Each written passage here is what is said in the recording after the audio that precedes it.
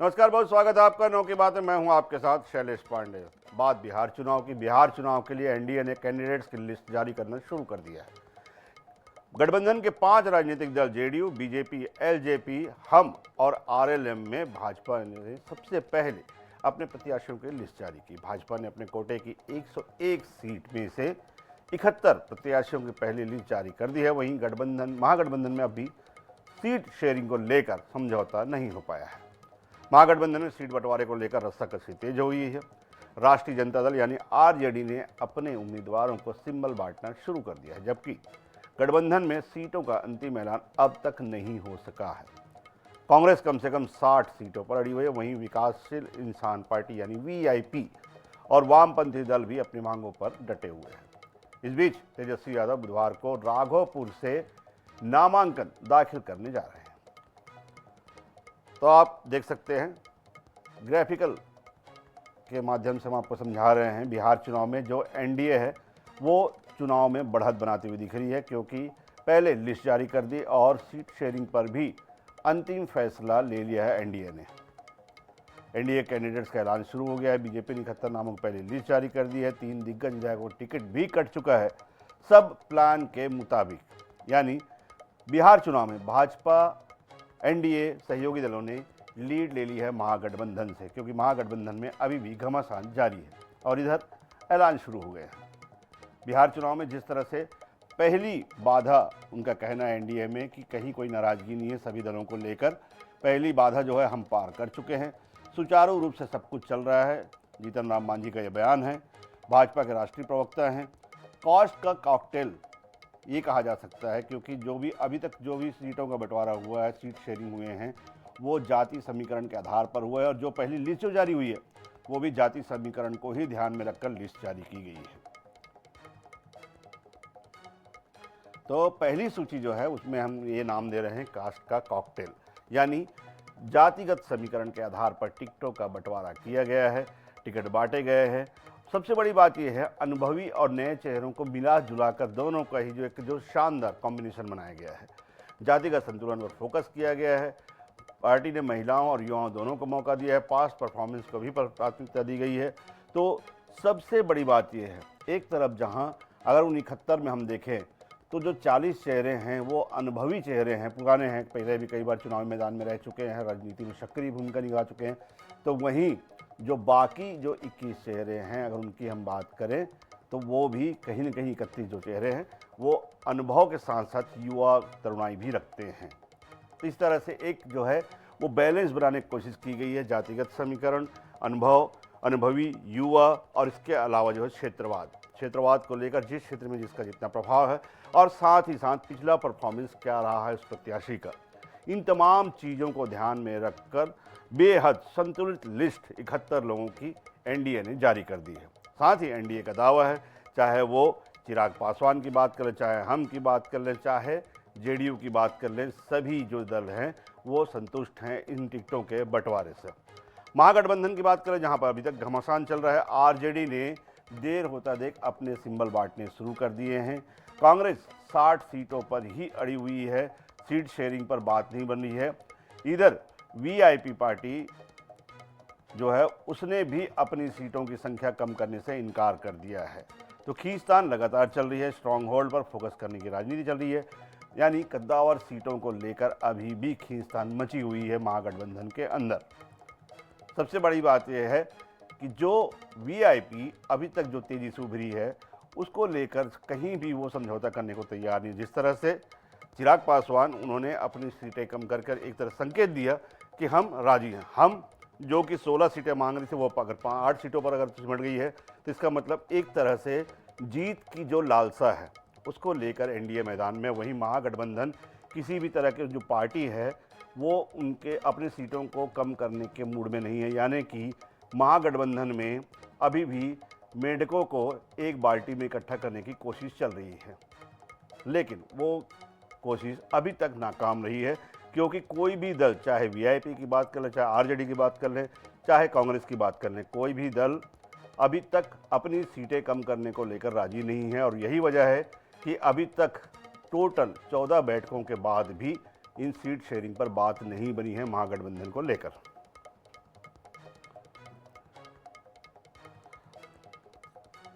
और सबसे बड़ी बात यह है, जो चेहरे जिताऊ चेहरे माना जाता है कि जो जिताऊ चेहरे उस पर ही जो है वो दांव खेलना चाहिए, और यही एनडीए की रणनीति भी है, भाजपा की रणनीति भी है कि जो चाहे वो कैंडिडेट कितना भी नया हो, कितना भी युवा हो, लेकिन अगर उसमें जीत की संभावना है।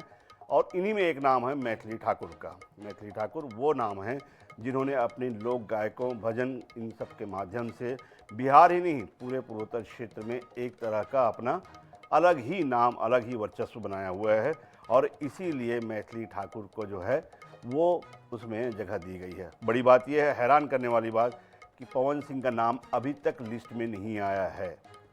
पति पत्नी के इस खेल में शायद बात अभी तक नहीं बनी है, क्योंकि 3 तरह के बयान अभी तक आ चुके हैं पवन सिंह को लेकर। एक तरफ पवन सिंह खुद अकेले चुनाव लड़ने की इच्छा जता रहे हैं अब, जो कि पहले इस मूड में नहीं थे। वहीं दूसरी तरफ पत्नी बार बार चुनौती दे रही है। तीसरी तरफ पार्टी का कहना है कि जब पति पत्नी के बीच किसी तरह का समझौता हो जाएगा, उसके बाद ही उनके टिकट पर विचार किया जाएगा। तो एनडीए पहली जो सूची है उसमें अपनी बढ़त बना चुकी है। महागठबंधन अभी भी घमासान में लगी हुई है। बिहार के बाद हरियाणा की बात कर लेते हैं। हरियाणा भी उतना ही चर्चित है आज की तारीख में जितना कि बिहार चुनाव है। हरियाणा में आईपीएस पूरण कुमार आत्महत्या मामले की जांच कर रहे एएसआई ने भी खुदकुशी कर ली। साइबर सेल को एएसआई ने 3 पन्नों का सुसाइड नोट और एक वीडियो मैसेज छोड़ा है, जिसमें उन्हें आईपीएस पूरण कुमार पर भ्रष्टाचार का आरोप लगाया है। डीजीपी शत्रुजीत सिंह कपूर को ईमानदार और निडर व्यक्ति बताया है। सुसाइड नोट में उसने लिखा कि पूरन कुमार ने गिरफ्तारी के डर से सुसाइड किया है। मैं अपनी शहादत देकर जांच की मांग कर रहा हूं। इस भ्रष्टाचारी परिवार को छोड़ा नहीं जाए। बता दें आपको, 2001 बैच के अधिकारी पूरन कुमार ने 7 अक्टूबर को कथित तौर पर गोली मारकर आत्महत्या की थी। 8 पन्नों का सुसाइड नोट छोड़ा था, जिसमें हरियाणा के डीजीपी शत्रुजीत कपूर और रोहतक के तत्कालीन एसपी नरेंद्र बिजरानिया के सहित 8 वरिष्ठ आईपीएस अधिकारियों पर जातिगत भेदभाव, लक्षित मानसिक उत्पीड़न, सार्वजनिक अपमान और अत्याचार का आरोप लगाया था।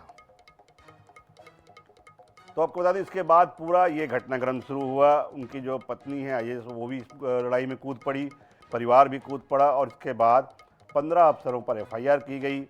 7 दिनों तक पोस्टमार्टम नहीं होने दिया, सबसे बड़ी बात। इसके बाद पूरे मामले में डीजीपी को हटाया गया। फिर साइबर सेल के एएसआई संदीप लाठर, जो जांच टीम का हिस्सा थे, उन्होंने खुदकुशी कर ली और साथ ही 3 पेज का एक सुसाइड नोट भी छोड़ा, जिसमें पूरन सिंह ही नहीं पूरे परिवार को उसने भ्रष्टाचारी बताया है, और उच्च स्तरीय जांच यानी सीबीआई जांच का भी जिक्र किया है कि पूरे मामले में केवल पूरन सिंह पर नहीं बल्कि उनके परिवार के खिलाफ सीबीआई जांच की जानी चाहिए। तो आपको बता दें, लगातार कई घटनाक्रम इसमें हो चुके हैं। हरियाणा सरकार पेशोपेश में है। एक तरफ आईपीएस की आत्महत्या के बाद जो है पूरा परिवार, यहाँ तक उनकी आईएएस पत्नी भी जो है वो कूद पड़ी, और उनका ये कहना था कि लगातार हरियाणा में इस तरह का जो है वो एक कुत्सित खेल चलाया जा रहा था, अधिकारियों को प्रताड़ित करने का जातिगत आधार पर। तो वहीं अब जांच टीम के एएसआई संदीप लाठर ने खुदकुशी के साथ जो सुसाइड नोट छोड़ा है, उसने पूरे मामले को एक नया मोड़ दे दिया है, और कहीं न कहीं राजनीतिक दल भी संदीप लाठर के पक्ष में खड़े हो गए हैं, खास तौर पर भाजपा का कहना है कि संदीप लाठर एक ईमानदार अधिकारी थे। जांच के दौरान उन्होंने ऐसा कुछ पाया कि उन्हें इस पूरे मामले में अपना ये बयान देकर जो है वो अपनी जान देनी पड़ी। भाजपा के कई नेता, प्रवक्ता खुले तौर पर संदीप लाठर का जो है वो समर्थन कर रहे हैं, उनकी बातों को सही ठहरा रहे हैं और पूरन कुमार को गलत ठहरा रहे हैं। उसके साथ ही साथ आईपीएस एसोसिएशन ने भी पूरे मामले में जांच की बात को स्वीकार किया है। आपको बता दें, डीजीपी को हटा दिया गया, शत्रुजीत कपूर को उन्हें लंबी छुट्टी पर भेज दिया गया है। साथ ही साथ जिन एसपी नरेंद्र बिजारनिया पर जो आरोप लगाए थे आईपीएस पूरन कुमार ने, उन्हें भी हटा दिया गया है। मुख्यमंत्री नायब सैनी ने पूरे मामले में निष्पक्ष जांच का भरोसा दिया है, और साथ ही साथ एक कमेटी भी गठित की है। हालांकि उस कमेटी में अब कुछ बदलाव हो सकते हैं, क्योंकि एएसआई संदीप, जो कि साइबर सेल के एएसआई थे, जो कि लीड कर रहे थे टीम को, उन्हें उनकी खुदकुशी के बाद अब पूरे मामले में नया मोड़ ये है कि अब इस कमेटी का जो है नए सिरे से गठन किया जा सकता है, और उन अधिकारियों को शामिल किया जा सकता है जो कि पहले भी इस जांच टीम का हिस्सा बनने के लिए जिन्होंने 3 तरह की बातें कही थी।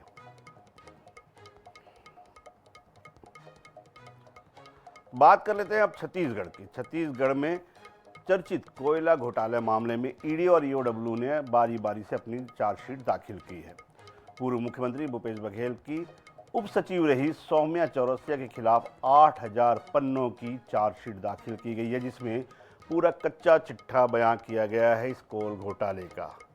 पूरे मामले में न केवल सौम्या चौरसिया बल्कि आईएएस अधिकारी रानू साहू, इसके अलावा जो मास्टरमाइंड पूरे कोयला घोटाले के सूर्यकांत तिवारी, उन सब के उल्लेख किए गए हैं कि किस तरह से कोयला घोटाले में कमीशन खोरी का मामला होता था, किस तरह से व्यापारियों से, कोयल व्यापारियों से, इसके साथ ही साथ जो कोयला खरीदने वाले उद्योगपति हैं उनसे कमीशन लिया जाता था। पर टन 100 रुपये का उनका जो है वो फिक्स किया गया था। उसके बाद वो जो पैसा आता था, करोड़ों में आता था, वो उसका बंदरबाट कैसे होता था, ये उन्होंने बताया है।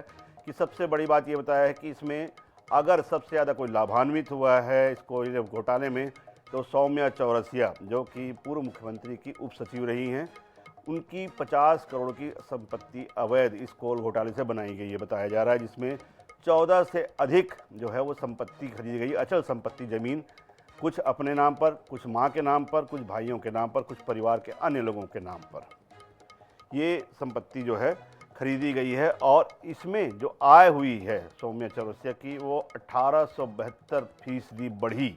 आप समझ सकते हैं कि 1 रुपये के बजाय उनकी आय जो है वो 1872 रुपये हो गई।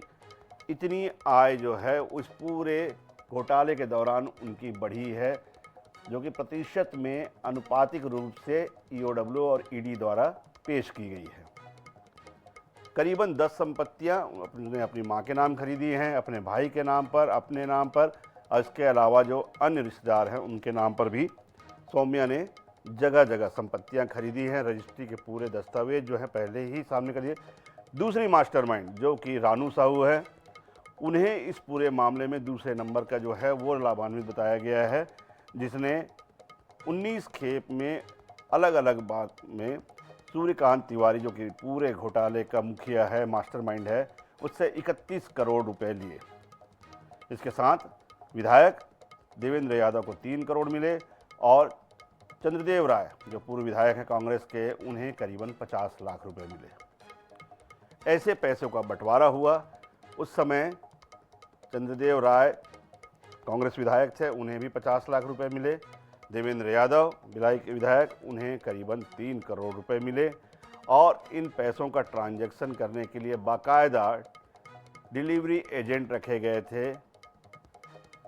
2 डिलीवरी एजेंट, रोशन और सुमेश, ये 2 डिलीवरी एजेंट बाकायदा रखे गए थे जो इनके पास पैसा पहुंचाते थे।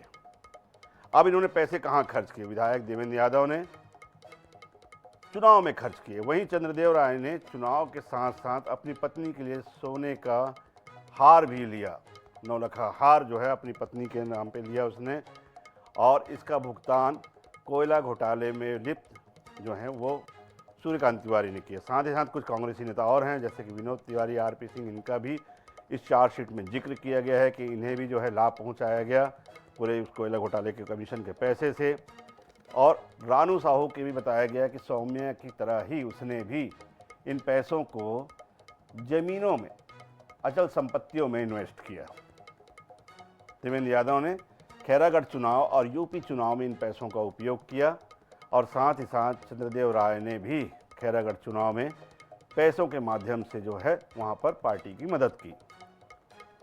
अब पैसा कैसे आता? देखिए, निखिल चंद्राकर और रोशन के जरिए ये पैसे पहुँचते थे, जिनको सूर्यकांत तिवारी के निर्देश पर पैसे पहुंचाने होते थे अलग अलग लोगों से। साथ ही साथ अमित दुबे कांस्टेबल, इसकी जो भूमिका है वो बड़ी शानदार थी। अमित दुबे का काम ये था कि ईडी के अधिकारी जहां जहां जा रहे हैं जांच करने या फिर छापा मारने के लिए या फिर जो है किसी तरह की कार्यवाही के लिए, तो उसके पहले इन पर नज़र रखा जाता था। किसके द्वारा? अमित दुबे कांस्टेबल के द्वारा। वहीं कुछ कांग्रेस नेता है जिनके ऊपर ये आरोप लगाया गया कि कुछ प्रमुख जो पत्रकार हैं, जो उन्हें और कुछ विधायकों को, कुछ बड़े नेताओं को शराब की पार्टी जो है वो कांग्रेस नेता देते थे ताकि कोयले का खेल छिपा रहे और पूरे मामले का खुलासा ना हो। ये भी इस ईडी की चार्जशीट में इसका जिक्र है कि कुछ जो है रसूखदार पत्रकार और नेता, उन्हें रोजाना महंगी पार्टियां दी जाती थी ताकि ये कोयले का खेल मीडिया में उजागर ना हो और इसके साथ ही साथ नेता भी अपनी जुबान बंद रखें। ये भी चार्जशीट में, ईडी की और ईओडब्ल्यू की चार्जशीट में इस बात का जिक्र किया गया है। वो नेता और अफसर जो परोक्ष रूप से मदद करते थे, उन्हें कुछ लोगों को कैश और कुछ लोगों को बड़ी शानदार आलीशान 5 स्टार 5 सितारा होटलों में पार्टी दी जाती थी शराब की। तो ये पूरे ईडी और ईओडब्ल्यू की चार्जशीट में पूरे बंदरबाट का कोयले का इसका जो है वो एक कहानी 8000 पन्नों में ईडी और ईओडब्ल्यू ने कोर्ट को सौंपी है। बढ़ते हैं बड़ी खबर की ओर। छत्तीसगढ़ में नक्सलवाद का नासूर पिछले 4.5 दशकों से लोगों के लिए जो है वो घाव बना हुआ है। अब इस घाव का जो है वो निदान हो चुका है, उपचार हो चुका है, समझ लीजिए घाव धीरे धीरे भरने लगे हैं। सबसे बड़ी सफलता अब मिली है इस पूरे ऑपरेशन के दौरान, जो कि लगभग 2 साल से चलाई जा रही थी, कि कांकेर से लगे महाराष्ट्र गढ़चिरौली में नक्सल संगठन को अब तक का सबसे बड़ा सफलता जो है वो कहा जा सकता है, या उनके सबसे बड़े जो है झटका कहा जाता है इस संगठन को, कि उनके सीसीएस मेंबर सोनू दादा उर्फ भूपति, उन्होंने अपने 60 साथियों के साथ जो है वो सरेंडर किया है। आपको बता दें वहाँ पर गढ़चिरौली में छत्तीसगढ़ और महाराष्ट्र की सीमा पर जो है वो वहाँ पर उन्होंने सरेंडर किया है हथियार के साथ। ये नक्सलियों संगठन को सबसे बड़ा झटका, जैसे कि पहले भी ये खबर आई थी कि 15 अक्टूबर को सोनू ने खुद तो सरेंडर की बात कही थी, साथ ही साथ उसने जो है वो अपने जो नक्सल साथी हैं, पीएलजे के जो साथी हैं, माओवादी जो संगठन हैं, अलग अलग जो कमेटियां हैं, उन्हें भी कहा है कि वो मुख्य धारा में लौटें और अपनी जान अगर बचानी है उन्हें तो सरेंडर कर देना चाहिए, क्योंकि डीआरजी के लोग, डीआरजी के जो लड़ाके हैं वो उन्हें छोड़ेंगे नहीं। पिछले 2 सालों की बात करें, 1600 से ज़्यादा नक्सलियों का जो है अभी तक सरेंडर हुआ है। अब ये संख्या बढ़कर 1700 के आसपास हो चुकी है। 5 सीसी मेंबर और पुलिस ब्यूरो भी इसमें शामिल हैं, जिन्होंने कहीं न कहीं मुख्य धारा में आने की कोशिश की है, या फिर ये समझ लें कि जो सुरक्षा बलों के द्वारा, शासन के द्वारा जिस तरह का ऑपरेशन चलाया जा रहा है, जिस तरह से नक्सल संगठन को बड़ा झटका, बड़ी क्षति पहुंची है, तमाम बड़े जो लीडर हैं वो मारे गए हैं, उसके बाद जो है ये लगातार सरेंडर की जो है वो एक सिलसिला सा सरेंडर का चल पड़ा है।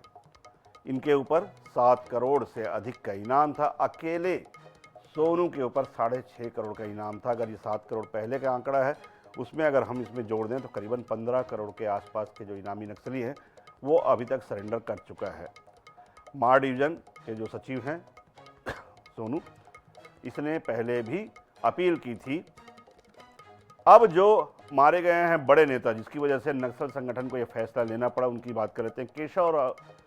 केशव राव मंबाला उर्फ बसवराजू, जो कि जनरल सेक्रेटरी था। इसके अलावा सीसीएम मेंबर सुधाकर उर्फ नरसिंहाचलन, जिसके ऊपर करीबन 1 करोड़ का इनाम था। सेंट्रल कमेटी के ही मेंबर जयराम उर्फ चलपति, ये भी करीबन 1.5 करोड़ का इनामी नक्सली था। इसके जो मारे गए हैं उनकी हम बात करते हैं। जो तमाम लोग हैं, गजरल्ला रवि, ये पूरे ऑपरेशन का जो है वो प्लान बनाने वाला गजरल्ला रवि, ये थिंक टैंक माना जाता था, वो अभी तक जो है वो मारा गया है कर्रेगुटा पहाड़ में। इसके साथ ही सेंट्रल ब्यूरो के सदस्य रेणुका और उसकी सहयोगी मधु, ये दोनों जिस तरह से तमाम जो लड़ाके तैयार करने की, उनका ट्रेनिंग देने की इनके ऊपर जो है वो जिम्मेदारी होती थी। मधु उर्फ जंग और रेणुका, 45-45 लाख दोनों के ऊपर इनाम था। करीबन 96 मामलों में ये शामिल थे जिस हिंसा के।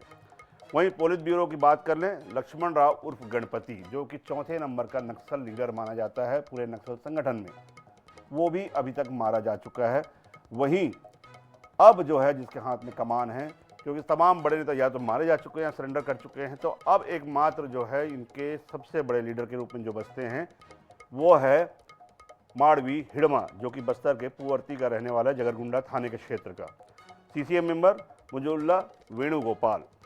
इसके अलावा तिरुपति उर्फ देवजी, ये मात्र 3 ऐसे बड़े लोग बचे हैं जिनके हाथ में अब नक्सलवाद की, माओवाद की कमान है बस्तर में और साथ ही साथ दक्षिणी तेलंगाना में।